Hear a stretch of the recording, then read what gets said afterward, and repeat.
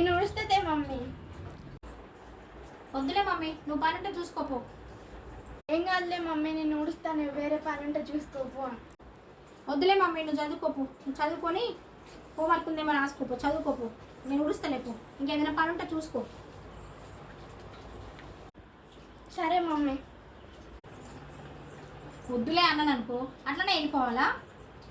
అబ్బో, ఏదో మాట వరుసకు వద్దులే అంటే అట్లనే పోవాలా? నేను సంగతి చెప్తా.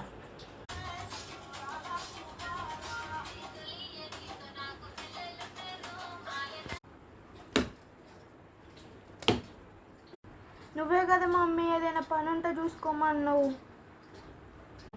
అందరు మమ్మీలు ఇలానే ఉంటారా? మా మమ్మీ ఒక్కతే ఇలా ఉంటున్నా?